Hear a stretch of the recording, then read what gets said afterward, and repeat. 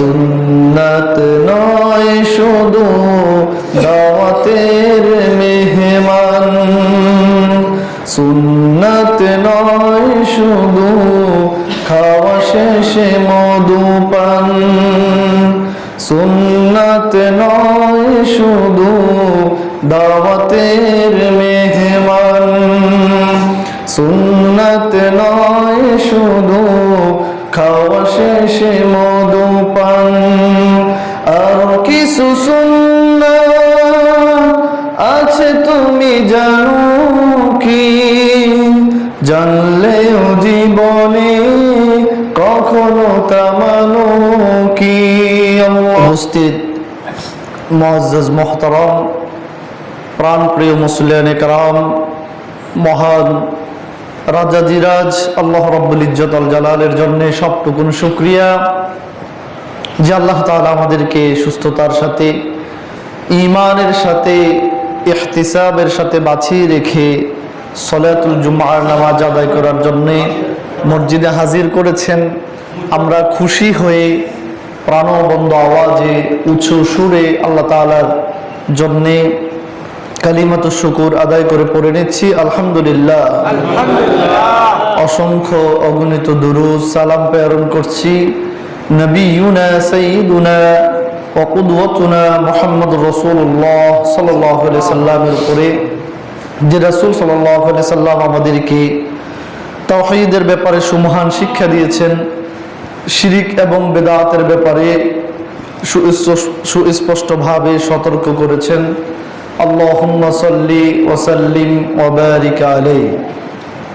প্রিয় বন্ধুগণ, আজকের এই জুমআয় কোরআনুল কারীমের একটি আয়াত সামনে রেখে আমরা অল্প সময় কিছু কথা বলবো এবং শুনবো। আল্লাহ তাআলা যেন আমাদেরকে আমলের নিয়তে শেষ পর্যন্ত শোনার বুঝার তৌফিক দান করেন, আমিন আমিন।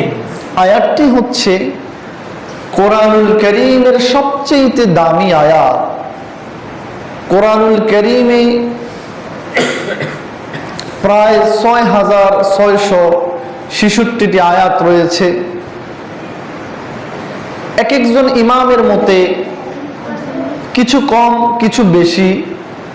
তা আমরা যদি সর্বশেষ প্রায় ৬০০০ আয়াত ধরি, এই ৬০০০ আয়াতের ভিতরে এই আয়াতটি সবচেয়ে দামি। এই আয়াত হচ্ছে সব আয়াতের নেতা। এই আয়াতের মর্যাদা কোরআন শরীফের সব আয়াতের উপরে। সে আয়াতটি হচ্ছে আয়াতুল কুরসি। সে আয়াতটির নাম কি? আয়াতুল কুরসি। আয়াত মানে নিদর্শন, চিহ্ন, আর কুরসি মানে হচ্ছে চেয়ার। এই যে আমি চেয়ারে আছি, এই চেয়ারের আরবি শব্দ হচ্ছে কুরসি। কুরসি মানে হচ্ছে কি? চেয়ার। এখন আপনাদের কাছে আমার প্রশ্ন, কোরআন শরীফে তো জাহান্নামের ব্যাপারে অনেক আয়াত আছে, জান্নাতের ব্যাপারে অনেক আয়াত আছে, নামাজের ব্যাপারে অনেক আয়াত আছে, রোজার ব্যাপারে অনেক আয়াত আছে। আল্লাহ তাআলা তিনি রোজার আয়াতকে নেতা না বানিয়ে, নামাজের আয়াতকে নেতা না বানিয়ে, জান্নাতের আয়াতকে নেতা না বানিয়ে, জাহান্নামের আয়াতকেও নেতা না বানিয়ে চেয়ারের আয়াতকে তিনি কেন নেতা বানিয়েছেন? এর পেছনে কারণ হচ্ছে এই চেয়ারের জন্য এই পৃথিবীতে সবচেয়ে বেশি দাঙ্গামা, হাঙ্গামা, মারামারি, কাটাকাটি, খুনাখুনি, রক্তপাত হয় কি হয় না? হয়। আল্লাহ তাআলা তো জানেন।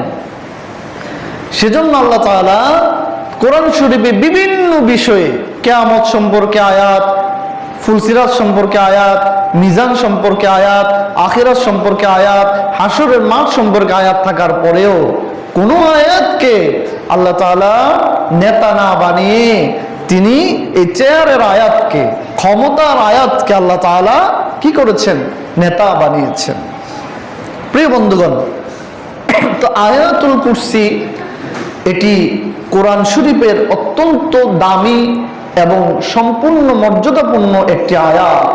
এই আয়াতের ব্যাপারে রাসূল করিম সাল্লাল্লাহু আলাইহি ওয়াসাল্লাম ইরশাদ করেছেন, মান ক্বরাআ আয়াতুল কুরসি দুবুরান কুল্লি সালাতিন মাকতুবান লাম ইয়ামনাহু মিন দুখুলিল জান্নাতি ইল্লাল মাউত।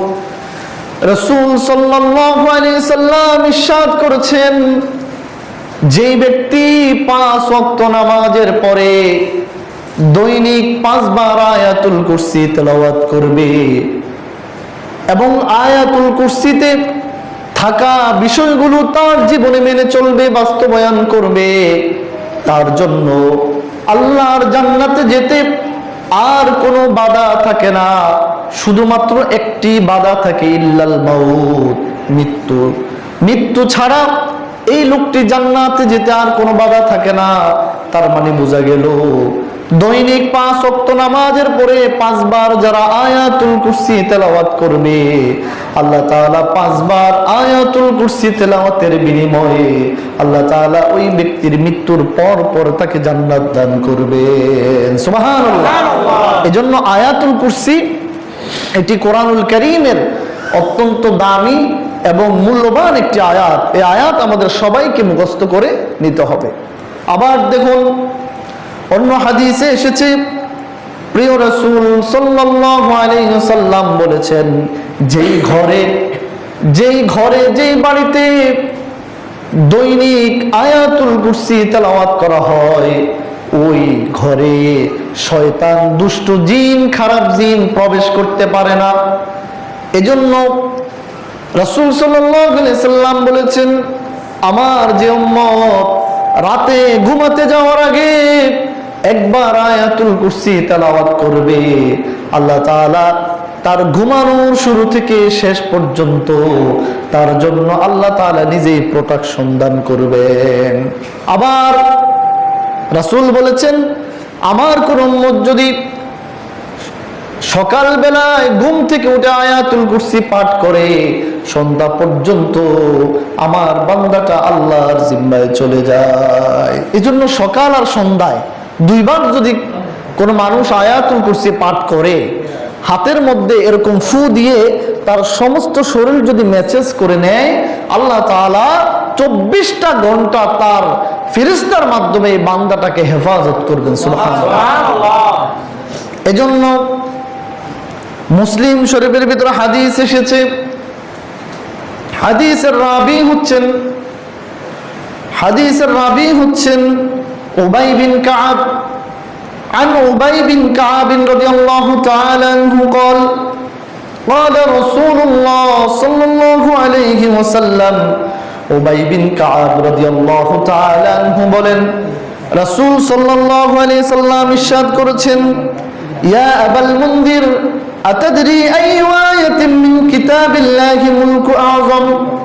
উবাই বিন কাব বলেন, রাসূলুল্লাহ সাল্লাল্লাহু আলাইহি সাল্লাম আমাকে একবার ডাকলেন, ডেকে বললেন, ও আবু উবাই বিন কাব, তুমি কি জানো কোরআন শরীফের ভিতরে যত আয়াত আছে সবচেয়ে দামি এবং সবচেয়ে ফজিলতপূর্ণ এবং মূল্যবান আয়াত কোনটি? উবাই বিন কাব বললেন, আল্লাহু আ'লামু ওয়া রাসূলুহু, আল্লাহু আ'লামু ওয়া রাসূলুহু। ওগো প্রিয় নবী, কোরআনুল কারীমের ভিতরে সবচেয়ে দামি আয়াত কোনটি? এই ব্যাপারে আল্লাহু আ'লামু ওয়া রাসূলুহু, আল্লাহ এবং তার রাসূল ভালো জানেন। উবাই বিন কাবকে রাসূলুল্লাহ দ্বিতীয়বার প্রশ্ন করলেন, উবাই বিন কাব, কোরআনের ভিতরে সবচেয়ে দামি আয়াত কোনটি তুমি জানো নাকি? উবাই বিন কাব বললেন, রাসূলুল্লাহ সাল্লাল্লাহু আলাইহি সাল্লাম আপনি আবার দ্বিতীয়বার জানতে চাইলেন, আমার তো মনে হয় কোরআনুল কারীমের ভিতরে সবচেয়ে দামি আয়াত হচ্ছে আয়াতুল কুরসি।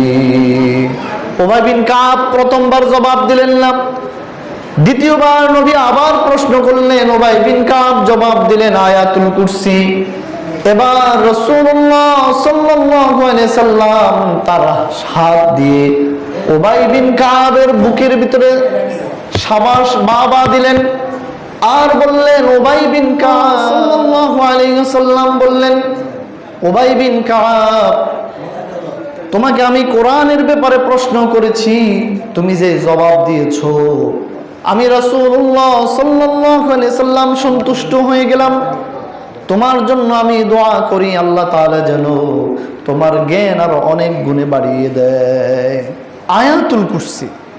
রাসূলুল্লাহ সাল্লাল্লাহু আলাইহি সাল্লাম উবাই বিন কাবকে বুকে হাত দিয়ে বাহবা দিলেন, সাহস জোগালেন যে উবাই বিন কাব, তোমাকে আমি কোরআনুল কারীমের ব্যাপারে যে প্রশ্ন করেছি তুমি যে যথাযথ উত্তর দিয়েছো এজন্য তোমায় আমি ধন্যবাদ জানাই। এজন্য আসুন আয়াতুল কুরসিতে কি রয়েছে আমরা দেখার চেষ্টা করব। আয়াতুল কুরসি শুরু হচ্ছে এইভাবে, সবাই আমার সাথে পড়ুন, আল্লাহু লা ইলাহা ইল্লা হুয়াল হাইয়ুল কাইয়্যুম। আল্লাহু লা ইলাহা ইল্লা হুয়াল হাইয়ুল কাইয়্যুম। এর অর্থ হচ্ছে আল্লাহ তিনি আল্লাহ, লা ইলাহা ইল্লাহু তিনি ছাড়া কোনো ইলাহ নাই, তিনি ছাড়া কোনো মাবুদ নাই, তিনি ছাড়া কোনো উপাস্য নাই। আল হাইয়ুল কাইয়্যুম তিনি হচ্ছেন চিরঞ্জীব এবং তিনি হচ্ছেন চিরস্থায়ী। আল্লাহ তিনি আল্লাহ, আল্লাহ এটি হচ্ছে ইসমুল যাত, এটা হচ্ছে আল্লাহ তাআলার একেবারে জাতি নাম। আল্লাহ ছাড়াও আল্লাহ তাআলার আরো প্রায় ৯৯টি নাম রয়েছে। আল খালিক সৃষ্টিকারী, আর রাজিক রিজিক দানকারী, আল্লাহ তাআলা সবাইকে রিজিক দান করেন। তারপরে আল বাসির আল্লাহ তাআলা সব কিছু দেখেন। আল্লাহ পাকের একটি নাম আস-সামিয়া তিনি সব কিছু শুনেন। এভাবে করে আল বাসির, আল কদির, আস-সামিয়া, আল মুহাইমিন, এভাবে করে আল্লাহ তাআলা ৯৯টি নাম রয়েছে। এটি হচ্ছে আল্লাহ তাআলার সিফাতবাচক গুণবাচক নাম। আর জাতি, আল্লাহ তাআলার জাতি নাম, মূল নাম হচ্ছে আল্লাহ। মূল নাম কি ভাইরা? আল্লাহ। মূল নাম হচ্ছে আল্লাহ। এজন্য আল্লাহ তাআলাকে আল্লাহ নাম দিয়ে ডাকলে যথাযথ আল্লাহ পাকের ডাকার হক আদায় হয়। অন্য নাম দিয়েও ডাকা যায় কিন্তু যথাযথ হক আদায় হয় না। আল্লাহ তাআলাকে আল্লাহ বলে ডাক দিলে সবচেয়ে বেশি আল্লাহ তাআলা কি হন? খুশি হন। দেখুন, স্রষ্টাকে আল্লাহ তাআলাকে এই পৃথিবীতে অনেক মানুষ অনেকভাবে ডাকে। যেমন আল্লাহ তাআলাকে কেউ ভগবান ডাকে, আল্লাহ তাআলাকে কেউ কি ডাকে? ভগবান ডাকে। তো ভগবান যদি ডাকে তাহলে এটার এই ভগবান শব্দটি হচ্ছে পুরুষবাচক, পুরুষকে বোঝায়। এটার স্ত্রীবাচক কি? ভগবতী। আবার কেউ আল্লাহ তাআলাকে ডাকে ঈশ্বর নামে। তো ঈশ্বর এটা পুরুষবাচক শব্দ, এটার স্ত্রীবাচক শব্দ হচ্ছে ঈশ্বরী। আবার আল্লাহ তাআলাকে কেউ গড ডাকে, এটা পুরুষবাচক, এটার স্ত্রীবাচক হচ্ছে গডনেস। এভাবে করে আল্লাহ তাআলার তো কোনো লিঙ্গ হয় না। আল্লাহ তাআলা তো তিনি পুরুষ নারী কিছু নন, তিনি তো আল্লাহ আল্লাহ। এজন্য আল্লাহকে একমাত্র ডাকার ক্ষেত্রে আল্লাহ নাম দিয়ে কি ডাকাটা কি উচিত এবং প্রয়োজন। প্রিয় বন্ধুগণ আমার, আল্লাহ এমন একটি শব্দ, এটার কোনো স্ত্রীবাচক হয় না এবং এটা কোনো পুরুষবাচক শব্দও না। আল্লাহ তাআলা এমন একটি শব্দ, আল্লাহ নাম, এই নাম দিয়ে আল্লাহ তাআলা সূরাতুল জুমারের মধ্যে বলেছেন, আল্লাহু খালিকু কুল্লি শাইইন ওয়া হুয়া আলা কুল্লি শাইইন ওয়াকিল। আল্লাহু খালিকু কুল্লি শাই, তিনি হচ্ছেন আল্লাহ যিনি সব কিছু সৃষ্টি করেছেন। ওয়া হুয়া আলা কুল্লি শাইইন কাদির, এবং আল্লাহ আসমান জমিন গ্রহ নক্ষত্র সব কিছুর উপরে আল্লাহ পাকের ক্ষমতা বিরাজমান। সব কিছুর উপরে আল্লাহ তাআলার অস্তিত্ব বিরাজমান রয়েছে। এজন্য আল্লাহ শব্দ এটাকে ভাঙ্গা যায় না, এটাকে চূর্ণ বিচূর্ণ করা যায় না। আল্লাহ তিনি আল্লাহ। এবার আসুন আল্লাহ শব্দ, আলিফ লাম লাম হা, আল্লাহ, আলিফ লাম লাম হা, আল্লাহ লিখতে 4টি অক্ষর লাগে। কয়টি অক্ষর লাগে? 4টি অক্ষর থেকে আলিফ যদি বাদ দিয়ে দেওয়া হয় তাহলে থাকে লিল্লাহ। আল্লাহ থেকে যদি আলিফ চলে যায় তাহলে থাকে কি? লিল্লাহ। এবার লিল্লাহ দিয়েও আপনি আল্লাহর পরিচয় খুঁজে পাবেন। আল্লাহ পাক বলেন লিল্লাহি মুলকুস সামাওয়াতি ওয়াল আরদ ওয়া মা ফীহিন ওয়া হুয়া আলা কুল্লি শাইইন কাদির। লিল্লাহি মুলকুস সামাওয়াতি ওয়াল আরদ, আল্লাহ হচ্ছেন তিনি যিনি আকাশসমূহ, একটা আকাশ না 7 আকাশ এবং জমিন সহ সকল কিছুর মালিক যিনি এবং সকল কিছুর পরিচালক যিনি, তিনি হচ্ছেন আল্লাহ। তাহলে আল্লাহ দিয়েও আল্লাহর পরিচয় পাওয়া যায়, লিল্লাহ দিয়েও আল্লাহর পরিচয় পাওয়া যায়। এবার আসুন ভাইরা, লিল্লাহ থেকে যদি আপনি একটি লাম বাদ দিয়ে দেন তাহলে থাকে লাহু। তাহলে কি থাকে বলেন? লাহু। লাহু দিয়েও আল্লাহর পরিচয় আছে। লাহু মাকালিদুস সামাওয়াতি ওয়াল আরদ ইয়াবসুতুর রিজকা লিমান ইয়াশা। লাহু মাকালিদুস সামাওয়াতি ওয়াল আরদ, আসমান সমূহের এবং জমিন সমূহের চাবি কাঠি, কল কাঠি সবকিছু আল্লাহ তাআলার হাতে। সব চাবি আল্লাহর হাতে।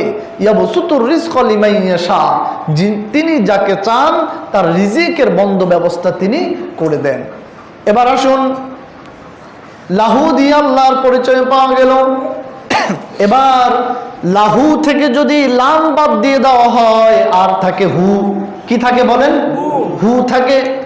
হু দিয়েও আল্লাহর পরিচয় পাওয়া যায়। হুয়াল্লাহুল্লাযী লা ইলাহা ইল্লাহু আলিমুল গায়বি ওয়াশ শাহাদা হুয়ার রাহমানুর রহিম। এভাবে করে সূরা হাসরের শেষ 3 আয়াত আমাদের অনেকের মুখস্থ আছে। এখানে আল্লাহ তাআলা শুধু হু দিয়ে তিনি তিনার চমৎকার পরিচয় তিনি কি করেছেন? তুলে ধরেছেন। এজন্য আল্লাহ এটা এমন একটি শব্দ, এমন একটি বিশেষণ, এমন একটি বিষয়, এটাকে ভেঙে চুরে টুকরা টুকরা করলেও আল্লাহ আল্লাহ পাওয়া যাবে, অন্য কিছু পাওয়া যাবে না। ঈশ্বর থেকে ঈশ্বরী হয়, ভগবান থেকে ভগবতী হয়, গড থেকে গডনেস হয়, কিন্তু আল্লাহকে ভাঙলে আল্লাহর পরিচয় পাওয়া যায়। জোরে বলো সুবহানাল্লাহ। প্রিয় বন্ধুগণ আমার, এজন্য আল্লাহ তাআলা আয়াতুল কুরসিকে সবচেয়ে দামি আয়াত বানালেন, নেতা বানালেন আয়াতের। আল্লাহু লা ইলাহা ইল্লাহু আল হাইয়ুল কাইয়্যুম। আল্লাহর সামান্য ব্যাখ্যা আমরা করলাম। এবার আল্লাহর পরে আয়াতুল কুরসি থেকে আল্লাহ বললেন লা ইলাহা ইল্লাহু, কোনো মাবুদ নাই আল্লাহ ছাড়া, কোনো মাবুদ নাই রব ছাড়া, কোনো মাবুদ নাই প্রভু ছাড়া। এই যে আল্লাহ তাআলা কথাটা বললেন, এর জ্বলন্ত এবং দৃষ্টান্ত প্রমাণ হচ্ছে সূরাতুল ইখলাসের মধ্যে। আসুন সবাই সূরা ইখলাস তেলাওয়াত করি আর আল্লাহ পাকের একত্বর পরিচয় আমরা খুঁজে নেই। আউযু বিল্লাহি মিনাশ শাইতানির রাজীম। বিসমিল্লাহির রাহমানির রহিম। কুল হুয়াল্লাহু আহাদ আল্লাহুস সামাদ لم يلد ولم يولد ولم يكن له كفوا أحد قل هو الله أحد। হে হাবিব, আল্লাহ পাক তার আপন রাসূলকে বলছেন, হে হাবিব কুল, আপনি বলুন, হুয়াল্লাহু আহাদ, আল্লাহ এক, আল্লাহ একক। আল্লাহুস সামাদ, আল্লাহুস সামাদ, তিনি কারো মুখাপেক্ষী নন। আল্লাহ কারো মুখাপেক্ষী বলেন? আল্লাহ কারো মুখাপেক্ষী নন। আপনি ফ্যাক্টরিতে চাকরি করেন, 5 তারিখে আপনার মালিকের মুখাপেক্ষী বেতনের জন্য। আপনি স্ত্রী, আপনি আপনার স্বামীর মুখাপেক্ষী, কখন ঘরে বাজার আনবে আর বাজার রান্না করবেন। আপনি ছেলে আপনি আপনার বাবা মায়ের মুখোমুখি, কখন তাকে আপনার টাকা দিবে, বেতন দিবে, ফি দিবে, কিন্তু আল্লাহ পাক তার হাবিবকে দিয়ে বলাচ্ছেন যে কুল, হে হাবিব আপনি বলুন, হুয়াল্লাহু আহাদ, আল্লাহ এক অদ্বিতীয়, দ্বিতীয় কোনো আল্লাহ নাই, দ্বিতীয় কোনো রব নাই, দ্বিতীয় কোনো ইলাহ নাই। আল্লাহুস সামাদ, আল্লাহ তিনি কারো মুখাপেক্ষী নন, তিনি কোনো বিষয়ে কারো দিকে ফিরতে হয় না, কারো কাছে কোনো কিছু চাইতে হয় না। আল্লাহ তিনি আল্লাহ, লাম ইয়ালিদ, আল্লাহ তিনি কাউকে জন্ম দেননি। আল্লাহ কি জন্ম দিয়েছেন কাউকে? জন্ম দেয়নি।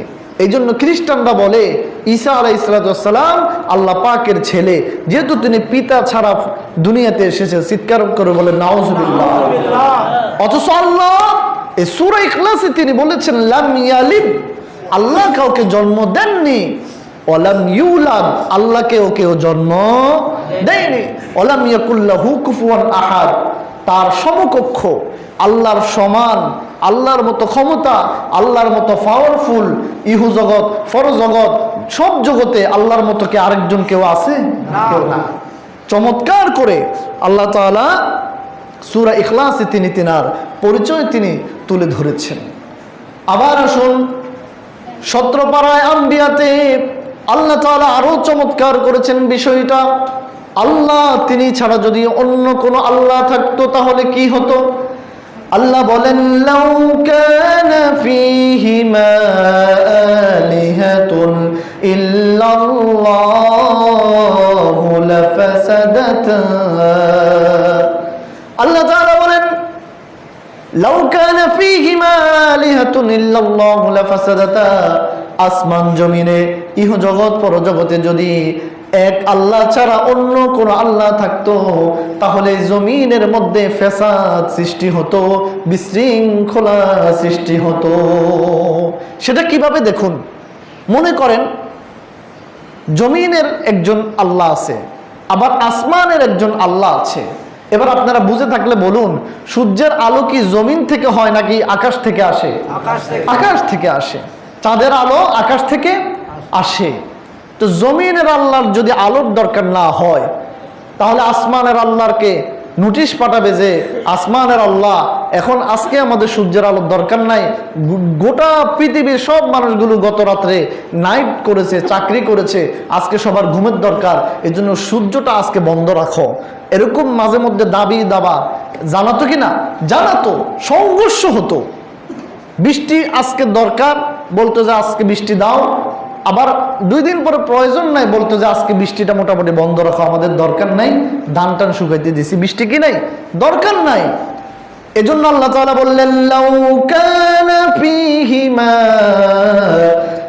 আলিহাতুন ইল্লাল্লাহু লাফাসাদাতা,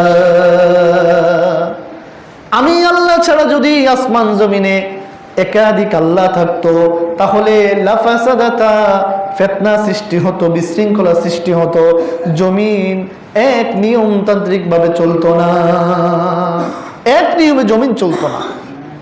এজন্য আল্লাহ তাআলা বলেন একাধিক আল্লাহর কোনো প্রয়োজন নাই, একাধিক আল্লাহ এটার বিধান আমি রাখি নাই, আমি একই। আমি লাম ইয়ালিদ, কাউকে জন্ম দেইনি, ওয়ালাম ইউলাদ, আমাকেও কেউ জন্ম দেননি। আল্লাহর শুরুও নাই, আল্লাহর শেষও নাই, আল্লাহ আল্লাহ। আল্লাহ কি বলেন? আল্লাহ তিনি আল্লাহ। আল্লাহ কার মতো? অমুকে কার মতো? অমুকে আব্বাসের মতো। আব্বাস কার মতো? জব্বরের মতো। কিন্তু আল্লাহর তুলনা আপনি কার সাথে দিবেন? আল্লাহর তুলনা আপনি কার সাথে দিবেন? আল্লাহর তুলনা কারো সাথে চলে চলে না। আল্লাহ তিনি কি? আল্লাহ। আল্লাহ তিনি কি বলেন? আল্লাহ। আল্লাহু লা ইলাহা ইল্লা হুয়াল হাইয়ুল কাইয়্যুম। আল্লাহ তিনি হচ্ছেন এমন আল্লাহ, তিনি ছাড়া কোনো মাবুদ নাই। আল হাই, তিনি চিরঞ্জীব এবং তিনি চিরস্থায়ী। তিনি চিরঞ্জীব এবং চিরস্থায়ী। দেখুন, আল্লাহ ছাড়া যদি একাধিক রব থাকতো তাহলে আরো অনেক গ্যাঞ্জাম বেজে যেত। সেটা আল্লাহ তাআলা সূরা হজ্জের একেবারে শেষের দিকে এভাবে আল্লাহ তাআলা ইরশাদ করেছেন যে ইন্নাল্লাযীনা তাদউনা মিন দুনিল্লাহ লা ইয়াখলুকু যুবাবা। এই আয়াতে আল্লাহ তাআলা বলেছেন যে তোমরা যে আল্লাহকে, আমি আল্লাহকে বাদ দিয়ে অন্য আল্লাহকে ডাকো, অন্য আল্লাহর ইবাদত করো, অন্য মূর্তি বানিয়ে পূজা করো, তাদের তো ক্ষমতা নাই একটা মশা সৃষ্টি করা, একটা মাছি সৃষ্টি করার কোনো ক্ষমতা তাদের নাই। তারপর আল্লাহ তাআলা বলেছেন যদিও তারা পৃথিবীর সকল অপশক্তি যদি একসাথ হয়ে যায় একটা মাছি তারা বানাতে পারবে না। আল্লাহ তাআলা এই আয়াতে মাছির সাথে তুলনা দিয়েছেন পৃথিবীর সব ক্ষমতাধরকে, শক্তিধরকে। তারপর আল্লাহ বললেন যে তাদের সামনে তোমরা যে হাত দিয়ে খড়কুটা দিয়ে মূর্তি বানাও, তোমরা অনেক কিছু নির্মাণ করে তাদের সামনে তোমাদের মাথা লুটাও, আমাকে বাদ দিয়ে তাদের সামনে অনেক খাবার দাবার এবং তাদের সম্মুখে দেখো যদি সব কিছু নিয়ে যাওয়া হয় একটা জিনিসও তারা সেখান থেকে কি করতে পারবে না, বাঁচাতে পারবে না। তার দৃষ্টান্ত হচ্ছে মুসলিম জাহানের জাতির পিতা হযরত ইব্রাহিম আলাইহিস সালাতু ওয়াস সালাম। তিনার এমন পরিবারে জন্ম যেই পরিবারের সবাই মূর্তি পূজক, বাপ চাচা এমন তিনার আপন বাবা তিনি নিজ হাতে কি করেন, মূর্তি বানায়। ইব্রাহিম আলাইহিস সালাতু ওয়াস সালামের মাথায় ধরে না যে আপন আল্লাহকে বাদ দিয়ে আমার বাবা দাদা আপনজন কার পিছে ছুটছে, কার ইবাদত তারা করছে, তাদের মাথায় কোনোভাবে এটা ধরছে না। এজন্য তিনি একদিন সুযোগ বুঝে সকল মূর্তিগুলার সামনে গিয়ে তিনি বললেন আলা তাকুলুন, তোমাদের সামনে তো অনেক রকমের খাবার, আপনারা দেখবেন মূর্তিদের সামনে পূজার সময় এমনি অনেক খাবার দাবার রাখা হয় কিনা, ফল ফ্রুট অনেক আইটেমের খাবার রাখা হয়। ইব্রাহিম আলাইহিস সালাম মূর্তিগুলোর সামনে গিয়ে তিনি বললেন যে আলা তাকুলুন, তোমাদের সামনে তো অনেক খাবার দেখতে পাচ্ছি, তোমরা খাচ্ছ না কেন? তিনি বারবার ঘুরে ঘুরে সব মুক্তিদেরকে জিজ্ঞাসা করছেন। আচ্ছা মুক্তিরা কি জবাব দিতে পারবে? পারবে না। ইব্রাহিম আলাইহিস সালাম রেগে মেগে তিনি বললেন ফামা লাকুম তানতিকুন, কি ব্যাপার তোমাদের সাথে যে আমি এত বগর বগর করতেছি, এত কথা বলতেছি, তোমরা খাচ্ছ না এবং আমার কথারও জবাব দিচ্ছ না, ঘটনাটা কি, সমস্যাটা কি, তোমরা কেন কথা বলছো না আমার সাথে?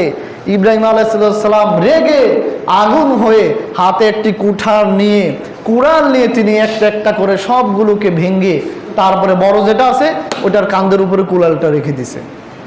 এখন মূর্তি পূজার তার সমাজের রাষ্ট্রের গোত্রের যারা ছিল সবাই আসার পরে দেখেছে কি ব্যাপার, আমাদের মূর্তির ঠ্যাং ভাঙ্গা, নাক ভাঙ্গা, পা কাটা এগুলো কে করছে? সবাই মিলে সিদ্ধান্ত নিল এই কাম তো মোটামুটি করলে ইব্রাহিম করতে পারে, সে ছাড়া তো আর কেউ করতে পারে না। ইব্রাহিমকে ডাকা হলো যে ইব্রাহিম ঘটনা কি বলো। ইব্রাহিমকে আমারে কেন জিজ্ঞেস করো, তোমাদের বড়টার উপরে তো কুড়াল দেখতে পাচ্ছ, ওকে জিজ্ঞেস করো, ওই তো মনে ভাঙছে, কারণ ওর কাঁধের উপরে কি আছে, কুঠার আছে। তো তারা বললো ইব্রাহিম তুমি কি ফাজলামি করো, তুমি কি জানো না মুক্তি কথা বলতে পারে না? ইব্রাহিম বললেন তো যেই মুক্তি কথা বলতে পারে না, যেই মুক্তি তার সামনে থেকে কেউ কিছু নিয়ে গেলে রক্ষা করতে পারে না, নিজেকে সেভ করতে পারে না, নিজেই হত্যা হয়, খুন হয়, নিজের লেজ কাটা যায়, নিজের হাত নাই পা নাই, এমন মুক্তির পূজা তোমরা কেমনে করো? তারা ইব্রাহিম আলাইহিস সালামকে বারবার রিমান্ডে নিলেন, তারপর অগ্নিতে নিক্ষেপ করলেন, সেটা অনেক লম্বা কথা, সেদিকে আমরা যাচ্ছি না। তো এই যে দেখুন মুক্তি পূজারী, মুক্তির ব্যবসায়ী, মুক্তি বানানো, দুর্গা পূজা, কালী পূজা, অনেক পূজা, এগুলো গোটা বিশ্বব্যাপী বর্তমানেও মুসলমানদের চাইতে বিজাতিদের সংখ্যা কি বেশি।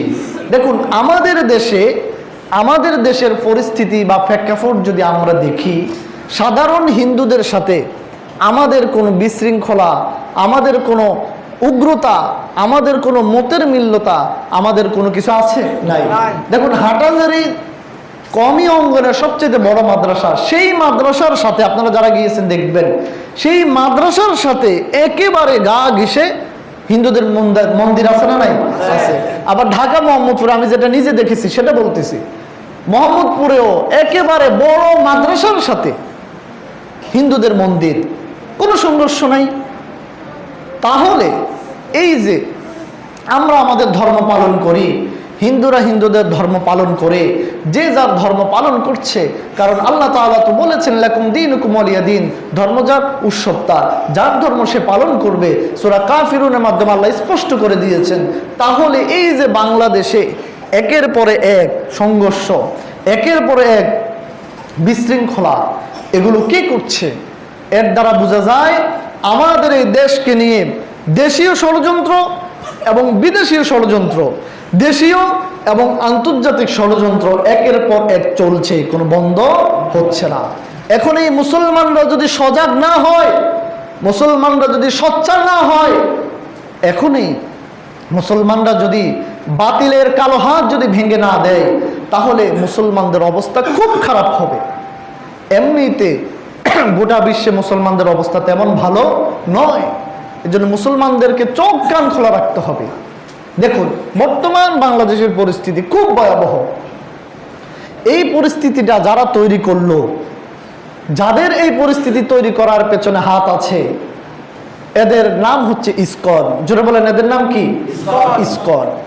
এই ইসকনের আমি আজকে 2 দিন দেখলাম তাদের ব্যাপারে, বিশ্বের যে তথ্য যারা দেয় তাদের জিনিসগুলো ঘেটে ঘেটে দেখলাম যে ইসকনের সৃষ্টি এটা বেশি দিন হয় নাই। 1970 সালে এই দেশে ইসকন এসেছে। তাদের বংশ বিস্তার, তাদের সৃষ্টি এটা কিন্তু বেশি দিন নয়। তাদের সৃষ্টি আমেরিকার ওই রাষ্ট্রগুলো থেকে এই ইসকনের সৃষ্টিটা হয়েছে। বর্তমানে এই ইসকন জাপানে এবং চীনে অনেকগুলো রাষ্ট্রে এটা নিষিদ্ধ। ভারতে, আমেরিকাতে, যুক্তরাষ্ট্রে, যুক্তরাজ্যে বিভিন্ন দেশে ইসকনের কার্যক্রম চলছে। তাদের আপনার জন্ম, তাদের সংগঠনটা তৈরি অল্প দিন, কিন্তু তারা গোটা পৃথিবীকে প্রায় হাতের মুঠে কবজা করে নেওয়ার মতো একটা অবস্থা তারা করে ফেলেছে। তো এই যে ইসকন, তারা কি করলো?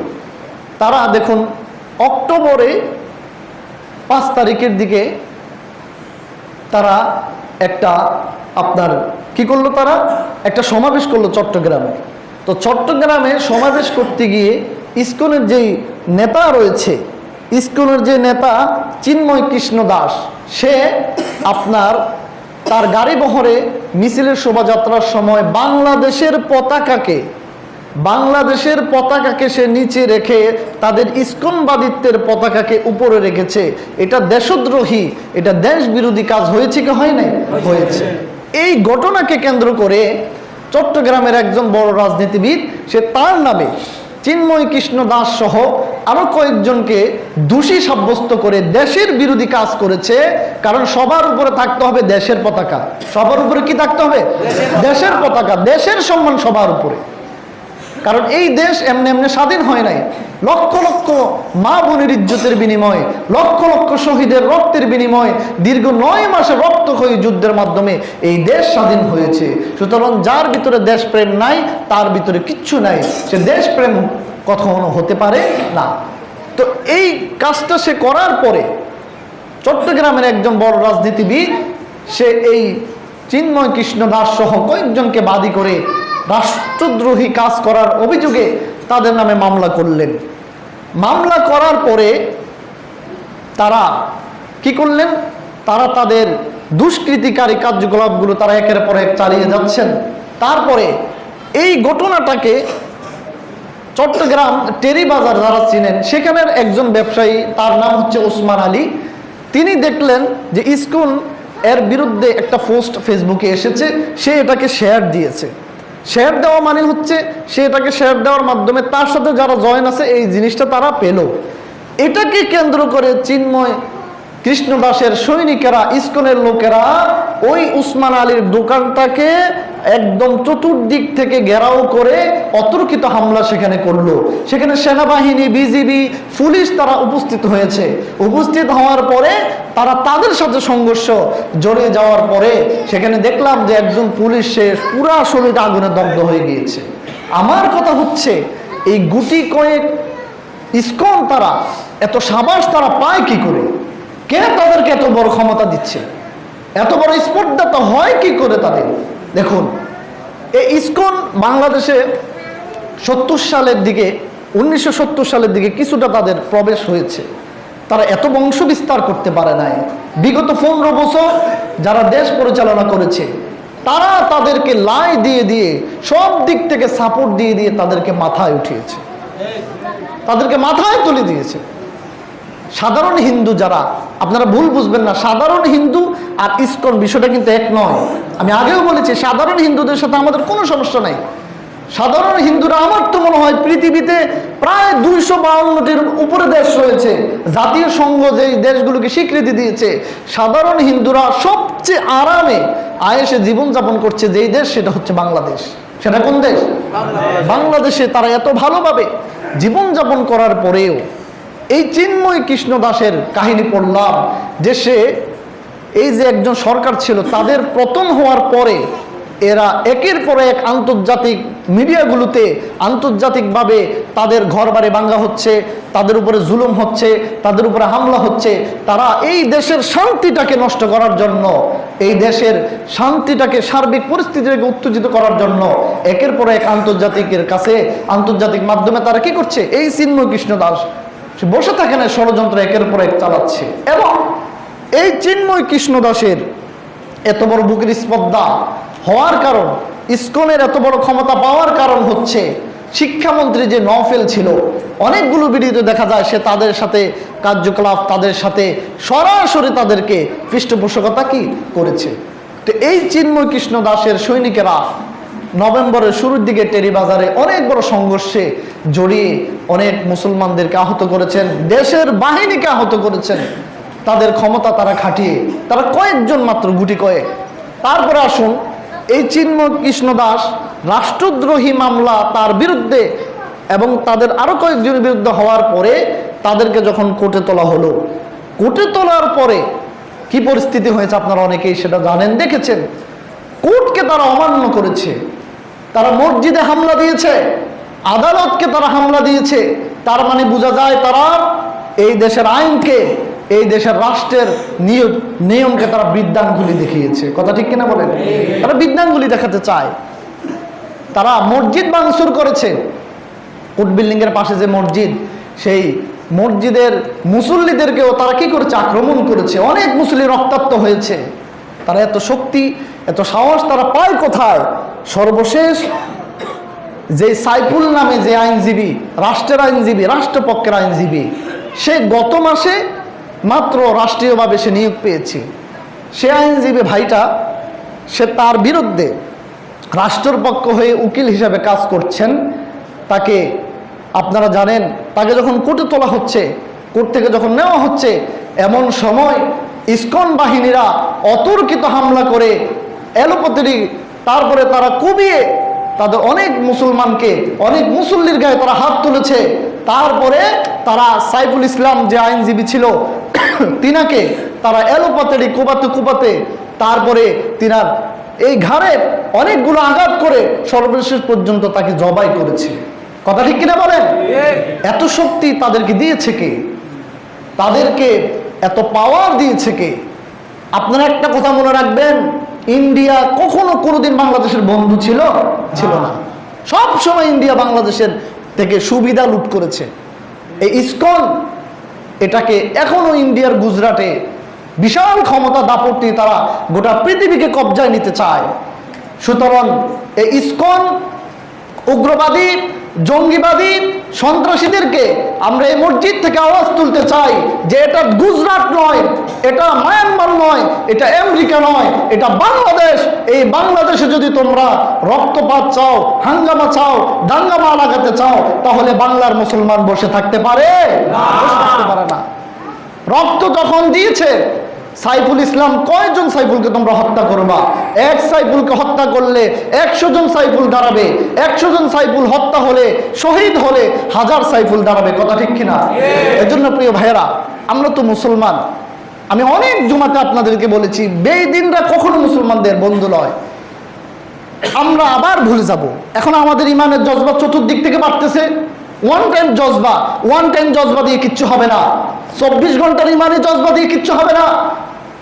তুমি মুসলমান হয়ে হিন্দুদের সাথে বন্ধুত্ব করো, বেদিনদের সাথে তোমার বন্ধুত্ব হয়, খ্রিস্টানদের অনুষ্ঠানে তুমি যাও, হিন্দুদের পূজা মুরগার রান খাও, তারপরে খাসি খাও, তোমার লজ্জা নাই, শরম নাই। এজন্য প্রিয় ভাইয়েরা, আল্লাহ তাআলা বলেছেন, ইয়া আইয়ুহাল্লাযীনা আমানুল ইয়াহুদা ওয়ান নাসারা আউলিয়া, বেদিনরা, ইহুদিরা কখনো তোমাদের বন্ধু নয়, তারা একে অপরের বন্ধু, সুযোগটা পাইলে তোমাদেরকে ক্ষতি করবে। সুতরাং এখন আমরা ইমানের জজবায় বলিয়াম হয়ে রাস্তায় মিছিল দিয়ে মিটিং করে আমরা একবার উগ্রবাদী ছড়াবো, এমন কোনো কিছু করা যাবে না। রাষ্ট্রের আইন আছে, রাষ্ট্রের বিচার ব্যবস্থা আছে। আমরা নিজেরা নিজেদের এই আইন হাতে তুলে নিয়ে আমরা কারো কোনো ক্ষতি করব না। আমরা শুধু প্রতিবাদ জানাবো মুসলমান হিসেবে। সাইফুল ইসলাম তার কি অপরাধ ছিল?